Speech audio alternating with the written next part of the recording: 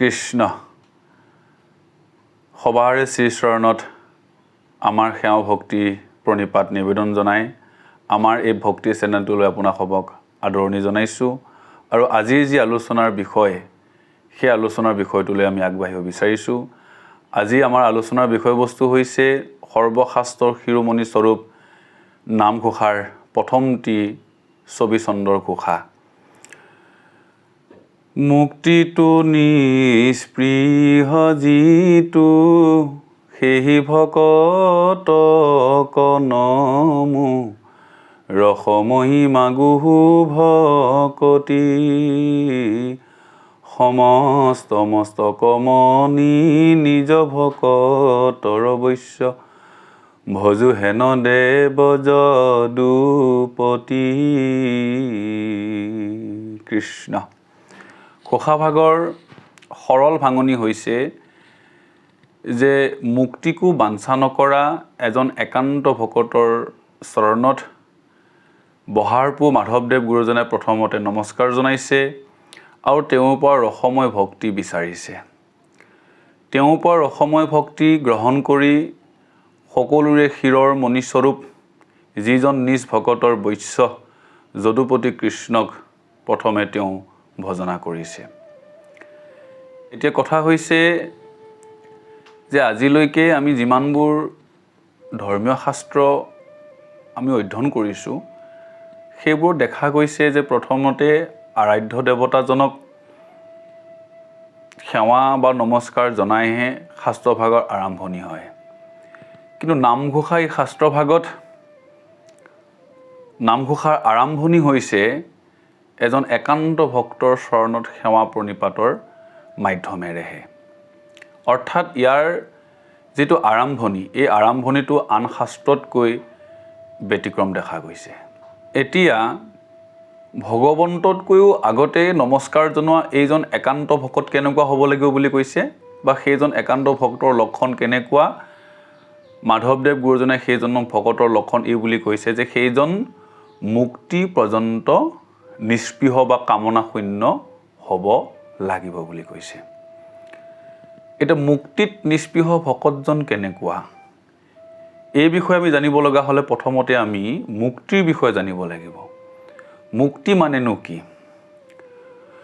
মুক্তি মানে হৈছে সংসাৰৰ পৰা নিষ্কৃতি পোৱা, সংসাৰৰ যি নিকাৰ দুখ কষ্ট যন্ত্ৰণা সেইবোৰৰ পৰা নিস্তাৰ পোৱাই হৈছে মুক্তি। মুক্তি মানে জন্ম মৃত্যুৰ যি সংসাৰ চক্ৰ এই সংসাৰ চক্ৰৰ পৰা হাত সাৰি যোৱাটোৱে হৈছে মুক্তি। এতিয়া এই মুক্তি কোন জীৱক নালাগে? সকলোৱে এই মুক্তিক বাঞ্ছা কৰে, কিয়নো দুখৰ সংসাৰ জ্বালা যন্ত্ৰণাৰ এই সংসাৰখনত বাৰে বাৰে জ্বালা যন্ত্ৰণা ভোগ কৰিবৰ কাৰণে কোনো জীৱই ইয়ালৈ আহিব নিবিচাৰে। সেয়েহে সকলোৱে মুক্তিক বাঞ্ছা কৰে। সকলো পাৰ্থিৱ সুখ ত্যাগ কৰিব পাৰিলেও জীৱই এই ঠাইত ৰৈ যাব লগা হয়। অৰ্থাৎ মুক্তি কিন্তু এৰি দিব নোৱাৰে, মুক্তিক কিন্তু হাতৰ পৰা এৰি দিব নিবিচাৰে। কিন্তু যিজন একান্ত ভকত মাধৱ পুৰুষৰ দৃষ্টিত সেই একান্ত ভক্তজনে কিন্তু সেই মুক্তি পৰ্যন্ত কামনা শূন্য হৈ যাব পাৰে, কিয়নো ভকতে ভাবে যে এই মুক্তিও এক প্ৰকাৰে বন্ধনেই। এতিয়া শাস্ত্ৰই মুক্তিক 5 প্ৰকাৰে বিভাগ কৰিছে। সেয়া হৈছে সাৰূপ্য, ঈশ্বৰৰ দৰে একে ৰূপ লাভ কৰিব পৰা যিটো সুবিধা; সালোক্য, ঈশ্বৰৰ সৈতে একেখন লোকতে বাস কৰিব পৰাৰ যি সুবিধা; সামীপ্য, ঈশ্বৰৰ সৈতে সহাৱস্থান বা একেলগে বাস কৰিব পৰা এটা অৱস্থা; সাযুজ্য, ভগৱন্তৰ দৰে একে যোগ্যতা বা একে অৰ্হতা লাভ কৰাৰ যিটো সুবিধা; আৰু একেবাৰে শেষৰ মুকুতিটো হৈছে লীন। অৰ্থাৎ লীন মুক্তি মানে হৈছে যে জীৱই নিজৰ সত্তা হেৰুৱাই পৰম সত্তাৰ লগত বিলীন হৈ যোৱা, জীৱাত্মা পৰমাত্মাৰ সৈতে বিলীন হৈ যোৱা এই অৱস্থাটো কোৱা হৈছে লীন মুকুতি। কিন্তু এজন একান্ত ভকতে এই 5 প্ৰকাৰৰ মুকুতিকো কিন্তু এক প্ৰকাৰে কৈতব বুলিয়েই অনুভৱ কৰে। ঘোষাশাস্ত্ৰতে কৈছে সৰ্বপুৰুষাৰ্থ কৈতব জান হৰি মাত্ৰ সত্য বেদ প্ৰমাণ। অৰ্থাৎ এই 5 প্ৰকাৰৰ যি মুকুতি, এই 5 প্ৰকাৰৰ মুকুতিও এক প্ৰকাৰে কৈতব মানে ফাঁকি বা চলনা বুলিহে ক'ব বিচাৰিছে। পাখণ্ড মৰ্দনতো শংকৰদেৱ গুৰুজনাই লীন মুকুতিৰ সীমাবদ্ধতাৰ কথা উল্লেখ কৰি এই বুলি কৈছে, নলাগে লীন মুকুতি তথা নাহি হৰিপদ পংকজ যথা কৰ্ণৰ অমৃত হৰি চৰিত ভকতৰ মুখে শুনি বুনিত। গুৰুজনাই কৈছে তেনে লীন মুকুতিও মোক নালাগে, য'ত প্ৰভু ভগৱন্ত পুৰুষৰ চৰণ সেৱা সুখৰ পৰা সেৱা ৰসৰ পৰা বঞ্চিত হ'ব লগা হয় বুলি কৈছে। অৰ্থাৎ শংকৰদেৱ গুৰুজনেও কৈছে যে ভকতিৰ যিটো সেৱা সুখ, ভকতিৰ যিটো ৰসময় সুখ, এই সুখটো মুকুতিতকৈও শ্ৰেষ্ঠ বুলি ক'ব বিচাৰিছে। সেয়েহে তেওঁ লীন মুকুতিকো একে আষাৰতে একে বাক্যতে নৎসাত কৰিছে। এতিয়া এই মুকুতি আৰু ভকতিৰ যিটো পাৰ্থক্য, আমি তাক বুজিবলৈ হ'লে এটা সৰু উদাহৰণ আমি দিব বিচাৰিছোঁ। ধৰা হ'ল এটা চেনিৰ দানা আৰু অন্য এটা চেনিৰ দানা, দুইটাকে যদি অলপ পানীত দ্ৰৱীভূত কৰি দিয়া হয়, তেতিয়াহ'লে এই চেনিৰ দানাৰ পৰা মিঠা ৰসৰ সৃষ্টি হ'ব। কিন্তু দুয়োটা চেনিৰ দানা লগ লাগি কিমান পৰিমাণৰ মিঠা ৰসৰ সৃষ্টি হৈছে, সেই যিটো সোৱাদ, এই সোৱাদটো কিন্তু চেনিৰ দানাই নিজে উপলব্ধি বা অনুভৱ কৰিব নোৱাৰে। এতিয়া চেনিৰ সেই দানাৰ পৰা কিমান পৰিমাণৰ মিঠা ৰসৰ সৃষ্টি হৈছে তাৰ সোৱাদ পাব লগা হ'লে অতি কমেও এটা পৰুৱা হ'ব লাগিব। অৰ্থাৎ পৰুৱাইহে সেই ৰসৰ সোৱাদ ল'ব পাৰিব, আৰু তেওঁহে পৰুৱাইহে ক'ব পাৰিব যে সেই শ্ৰেণীৰ দ্ৰৱটোৰ ৰসৰ পৰিমাণ কিমান হৈছে। তদ্ৰূপ জীৱসত্তা যদি পৰম সত্তাত বিলীন হৈ যায় আৰু জীৱৰ যদি কোনো নিজা সত্তা নাইকিয়া হৈ যায়, তেতিয়াহ'লে ভগৱন্তৰ চৰণ সেৱাৰ গুৰু সেৱাৰ যিটো সুখ, এই সুখটো জীৱই উপলব্ধি কৰিব নোৱাৰিব। এই কথাটোকে অনুভৱ কৰিয়েই ভক্ত শিৰোমণি প্ৰহ্লাদেও মুকুতিক নৎসাত কৰিছে। নৰসিংহৰূপী প্ৰভু ভগৱন্ত পুৰুষে প্ৰহ্লাদক মুক্তিৰ মাধ্যমেৰে প্ৰলোভিত কৰিছে আৰু মুকুতি লৈ লোৱা বুলি প্ৰহ্লাদক যাচি প্ৰভু ভগৱন্ত পুৰুষে মুকুতি দিছে। কিন্তু প্ৰহ্লাদে তাৰ উত্তৰত কৈছে, বাঞ্ছৈ ফল তজু কৰি কৃত্য সিটো বাণী জানো নুহি ভিত্ত, তোমাৰো অকাম ভৃত্য আমি তুমিও নিষ্কাম মূৰ স্বামী, নাহি কাম আমাৰ অন্যথা নুহি ৰাজ সেৱকৰ যথা। অৰ্থাৎ তোমাৰ সেৱা কৰি যিজনে বিনিময় বিচাৰে, এই বিনিময় বিচৰাজন কেতিয়াও তোমাৰ প্ৰকৃত একান্ত সেৱক, নিস্বাৰ্থ সেৱক হ'ব নোৱাৰে। গতিকে ময়ো তোমাৰ নিস্বাৰ্থ সেৱক আৰু তুমিও ভক্তৰ পৰা একো নিবিচৰা নিস্বাৰ্থ স্বামী।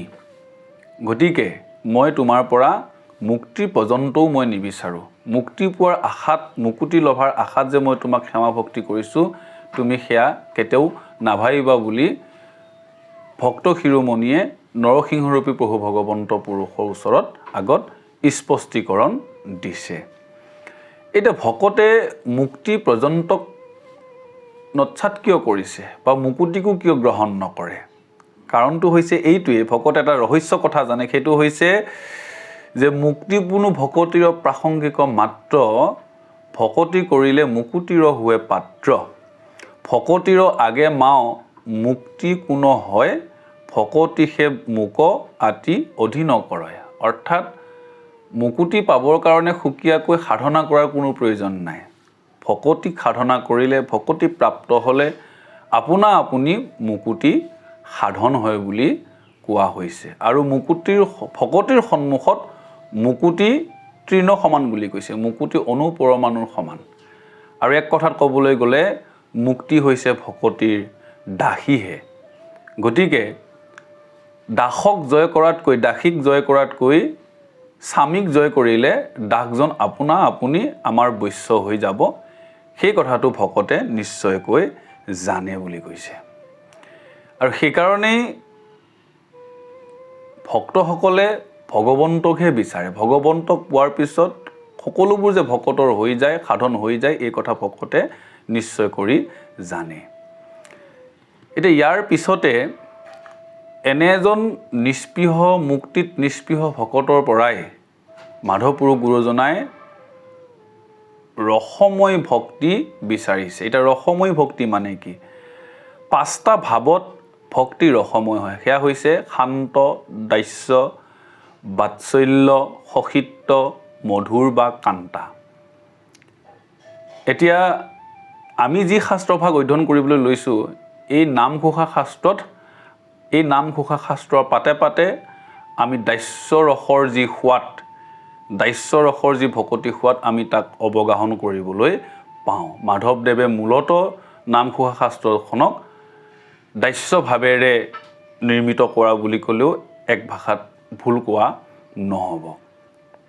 ইয়াৰ পিছতেই বহাৰপু গুৰুজনাই একান্ত ভক্তজনৰ পৰা ৰসময় ভক্তি লাভ কৰি গ্ৰহণ কৰি সমস্ত মস্তকমণি অৰ্থাৎ সকলোৰে শিৰৰ মণিস্বৰূপ যক্ষ, ৰক্ষ, দেৱ, দৈত্য, গন্ধৰ্ব, বিদ্যাধৰ, ব্ৰহ্মা, মহাদেৱ, ইন্দ্ৰ, চন্দ্ৰ, বৰুণ, এই যিমান আছে সমস্তৰে শিৰৰ মণিস্বৰূপ।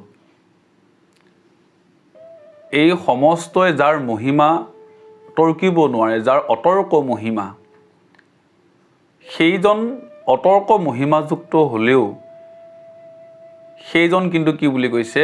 নিজ ভকতৰ বৈশ্য, অৰ্থাৎ তেওঁ নিজৰ ভকতৰ যি ভকতি, এই ৰসময় ভকতিত তেওঁ অতৰ্ক মহিমাযুক্ত হ'লেও বৈশ্য হৈ যায় বুলি কৈছে।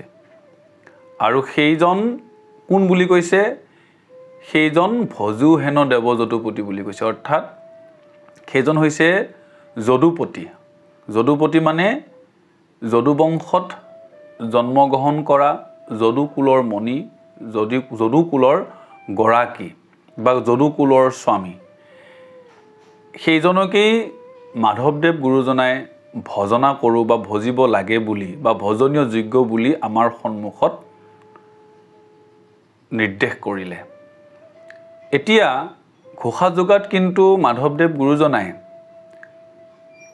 তেওঁক জ্ঞানীসকলৰ ব্ৰহ্ম, যোগীসকলৰ পৰমাত্মা অথবা বৈকুণ্ঠপতি নাৰায়ণ বুলিও কিন্তু আমাৰ আগত নকলে। আমাৰ আগত কেৱল কৈছে যে যদুপতি। সেই যদুপতি হৈছে দ্বাপৰ যুগত ভক্তসকলৰ তাৰণৰ কাৰণে, ধৰ্মৰ স্থাপনাৰ কাৰণে অৱতৰণ কৰা সাক্ষাৎ নাৰায়ণৰ ৰূপ, যাক কোৱা হৈছে কৃষ্ণস্তু ভগৱান স্বয়ং। সেই শ্ৰীকৃষ্ণই আছিলে ভগৱান, স্বয়ং ভগৱান। গতিকে বৈকুণ্ঠপতি কৃষ্ণ আৰু দ্বাপৰ যুগত অৱতাৰ গ্ৰহণ কৰা সেই কৃষ্ণৰ মাজত কোনো পাৰ্থক্য নাই। পাৰ্থক্য এটাই যে আমি সেই কৃষ্ণক আমাৰ দৰে সাধাৰণ নৰৰ শৰীৰত বা নৰৰ ৰূপত আমি দেখিবলৈ পালোঁ, আমি লগ পালোঁ। সেইজন যদুপতি কৃষ্ণই কোনো যোগীৰ হৃদয়ত থাকিব নোৱাৰিলে, কোনো জ্ঞানীৰ ব্ৰহ্ম হৈ থাকিব নোৱাৰিলে, অথবা বৈকুণ্ঠৰ নাৰায়ণ হৈও থাকিব নোৱাৰিলে। তেওঁ হৈ আহিলে আমাৰ সন্মুখত থিয় হ'ল যদুপতি কৃষ্ণ হৈ। জীৱৰ দুখ, কায়, ক্লেশ, যন্ত্ৰণাবোৰ দেখি তেওঁ বৈকুণ্ঠত থাকিব নোৱাৰি, যোগীৰ হৃদয়ত ৰৈ থাকিব নোৱাৰি, ব্ৰহ্মযোগীসকলৰো হৃদয়ত থাকিব নোৱাৰি তেওঁ আমাৰ মাজলৈ অৱতৰণ হ'ল। তাকে কৈছে অৱতাৰ লোৱা। আৰু অৱতাৰ লৈ সাধাৰণ গৰখীয়াৰ লগত গৰু চৰালে, গৰখীয়া বন্ধু বান্ধৱক কান্ধত তুলি নচুৱালে, নিজেও নাচিলে, নানা ধৰণে ক্ৰীড়া খেল ধেমালি কৰি সমস্তৰে মনত আনন্দ দিলে। আৰু যিসকল সাধু সন্ত হৰিমুখী লোক, এই সমস্তকে তেওঁৰ প্ৰসাদ দান কৰি সমস্ত জীৱকে পৰম গতি সাধন কৰাত তেওঁ সাক্ষাতে আহি কৃপা কৰিলে। গতিকে সেই যদুপতি কৃষ্ণই হৈছে আমাৰ ভজনাৰ কাৰণে অতি সহজলভ্য পন্থা, সহজলভ্য উপায় বা মাধ্যম বুলি ভাবিয়েই মাধৱদেৱ গুৰুজনাই যদুপতি কৃষ্ণ বুলি আমাক ভজিবৰ কাৰণে ভজনৰ যি বিষয়বস্তু সেই বস্তু আমাৰ সন্মুখত প্ৰকাশ কৰিলে। এতিয়া গুৰুসকল, মাধৱ পুৰুষ গুৰুজনাই ৰচনা কৰা নামঘোষাৰ এই প্ৰথম ঘোষাভাগ হৈছে তাত্ত্বিক দিশৰ ফালৰ পৰা বা পাৰমাৰ্থিক দিশৰ ফালৰ পৰা অত্যন্ত গুৰুত্বপূৰ্ণ, কিয়নো মাধৱদেৱ গুৰুজনাই এই প্ৰথম ঘোষাভাগতেই মহাপুৰুষীয়া ধৰ্মৰ যি চাৰি তত্ত্ব বা চাৰি বস্তু, এই চাৰি বস্তু তেওঁ কৌশলেৰে উপস্থাপন কৰিছে। প্ৰথমতে মুক্তিটো নিস্পৃহ যিটো সেহি ভকতক নমো বুলি ভকত বস্তুৰ নিৰ্দেশ কৰিলে, যে ভকতজন মুক্তিত নিস্পৃহ হ'ব লাগিব, সেয়া হৈছে ভকত বস্তু।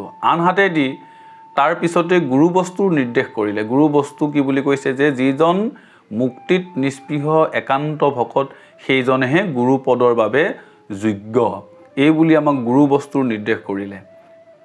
ৰসময়ী মাগুহু ভকতি বুলি আমাৰ যি নাম বস্তু, এই নাম বস্তুৰ ইয়াত নিৰ্দেশ দিয়া হৈছে।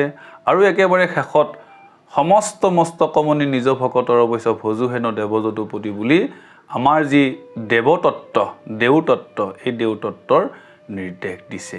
গতিকে সেয়েহে আধ্যাত্মিক ফালৰ পৰা, পাৰমাৰ্থিক দিশৰ ফালৰ পৰা এই ঘোষাভাগ অত্যন্ত তাৎপৰ্যপূৰ্ণ বুলি আমি বিবেচনা কৰোঁ। আৰু এই ঘোষাভাগৰ ক্ষেত্ৰত আমাৰ বিবেচনা আপোনাসৱৰ আগত এনেকৈ উপস্থাপন ৰাখিলোঁ। আমি আপোনাসৱৰ চৰণত সেৱা ধৰিছোঁ। আপোনাসৱেও আপোনাসৱৰ যি নিজা নিজা চিন্তা, বিবেচনা, দিহা পৰামৰ্শ আমাক আগবঢ়াও বুলি আপোনাসৱৰ ওচৰত আমি নিবেদন জনালোঁ। আৰু সকলোৱে শ্ৰীচৰণত পুনৰ সেৱা ভক্তি প্ৰণিপাত জনাই আজি আমাৰ এই আলোচনাৰ যি ঘোষা, এই ঘোষাভাগৰ আলোচনা আমি ইমানতে সামৰণি মাৰিছোঁ। কৃষ্ণ।